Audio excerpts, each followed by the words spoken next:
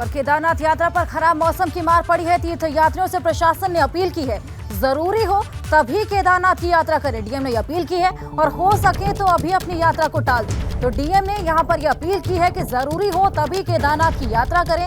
बड़े संख्या में श्रद्धालु वहां पर पहुंचे हुए हैं, लेकिन लगातार वहां पर बर्फबारी देखने को मिल रही है। और आपको बता दें कि इस बर्फबारी की वजह से वहां पर व्यवस्थाएं दुरुस्त करने में भी खासा परेशानी हुई थी। हालांकि तापमान में गिरावट वहां पर देखने को मिली है, लोगों का उत्साह वहां पर अभी बरकरार है, लेकिन डीएम ने अपील की है कि हो सके तो अभी यात्रा को टाल दें। रोहित डमरे हमारे सहयोगी हमारे साथ जुड़े हुए हैं, उनसे और जानकारी लेंगे। रोहित, बड़ी संख्या में ऑलरेडी केदारनाथ यात्रा के लिए लोग वहां पर पहुंचे हुए हैं, उत्साह उनका देखते ही बनता था। ऐसे में बर्फबारी वहां पर लगातार हो रही है, मौसम विभाग ने भी चेताया है एवलांच को लेकर, और ऐसे में डीएम ने भी चेतावनी दी है कि हो सके तभी अपनी यात्रा को टाल दें। जैसे कि मैं आपको बताना चाहूंगा, लगातार केदारनाथ धाम में बर्फबारी हो रही है। सुबह अगर मौसम खिल रहा है तो दोपहर दिन के बाद मौसम खराब हो रहा है। कल की बात करेंगे, सोनप्रयाग में लगातार बर्फबारी होने के चलते प्रशासन की ओर से 1 बजे बाद यात्रा को बंद कर दिया गया। लोग जो सोनप्रयाग है उनको सुरक्षित स्थानों पर ठहराया गया। इसके अलावा केदारनाथ धाम में भी लगातार दोपहर के बाद बर्फबारी जारी है। ऐसे में जो तीर्थयात्री उनको खासी दिक्कतों का सामना करना पड़ रहा है, जिस कारण जिला प्रशासन जिलाधिकारी महोदय की ओर से सभी तीर्थयात्री यह निवेदन किया गया है कि वे अपनी यात्रा को तभी संभव बनाए जब मौसम साफ हो।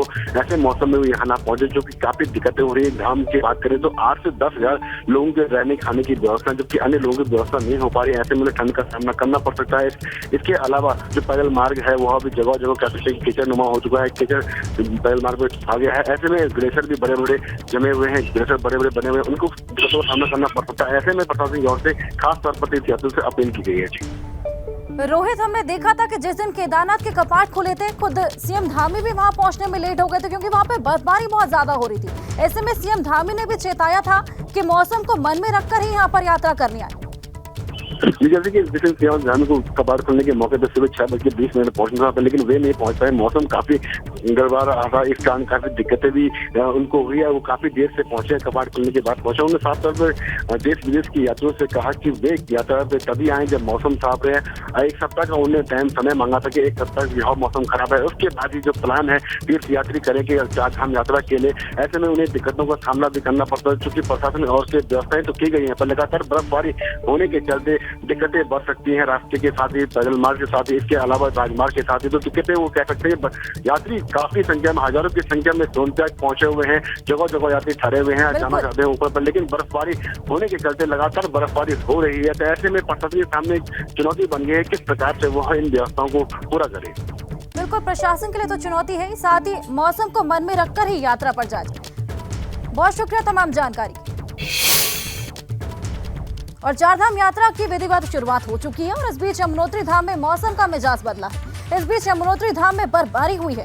बर्फबारी की तस्वीरें ऐसे लग रही है मानो सर्दी का मौसम है। और एक तरफ तीर्थयात्री लाइनों में लगकर मां यमुना के दर्शन कर रहे थे, मगर उसी दौरान मौसम का मिजाज अचानक बदला और बर्फबारी होने लगी। 22 अप्रैल से यमुनोत्री धाम की यात्रा शुरू हुई है।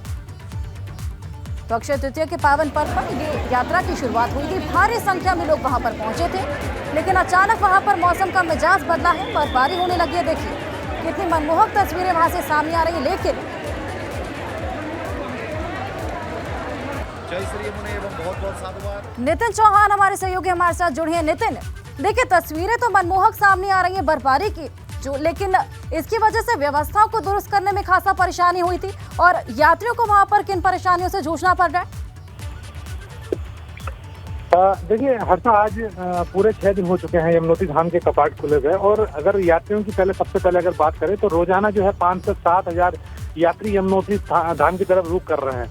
अब तक अगर हम देखें तो 6 दिनों में कुल 38,352 जो श्रद्धालु हैं वो मां यमुना के दर्शन करने के भागी बन चुके हैं, जबकि आज 7वां दिन कपाट खुले हुए हैं।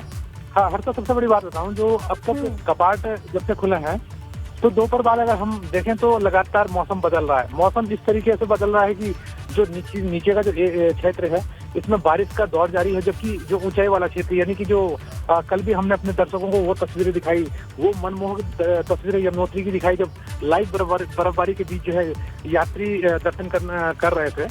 लेकिन इस बीच जो ये मौसम खराबी या फिर ये कह सकते हैं कि बेमौसम जिस तरीके से बारिश हो रही है, ये प्रशासन के लिए एक बड़ी मुसीबत बन रहा है। क्योंकि एक दूसरी तस्वीर भी बिल्कुल जो यमुनोत्री धाम का जो आखिरी अंतिम पड़ाव, वाहनों का अंतिम पड़ाव है जानकी चट्टी और खरसाली में पार्किंग बनाई गई है।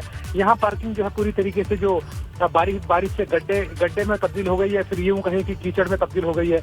यात्रियों को अपने जो वाहन है वाहन तक पहुंचने में बड़ी दिक्कतें हो रही है। ऐसा बिल्कुल, और हम देख पा रहे हैं किस तरीके से परेशानियां हैं व्यवस्था को दुरुस्त करने में। बहुत शुक्रिया तमाम जानकारी।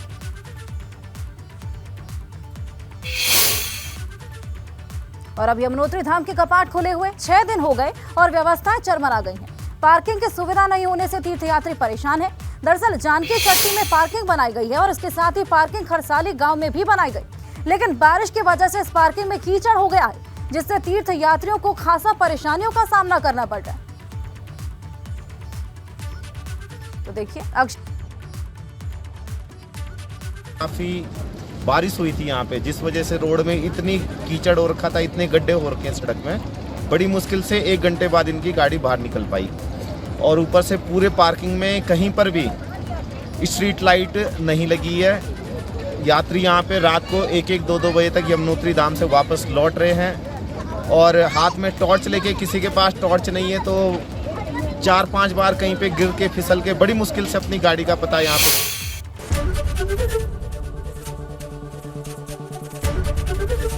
एबीपी गंगा, खबर आपकी, जुबान आपकी।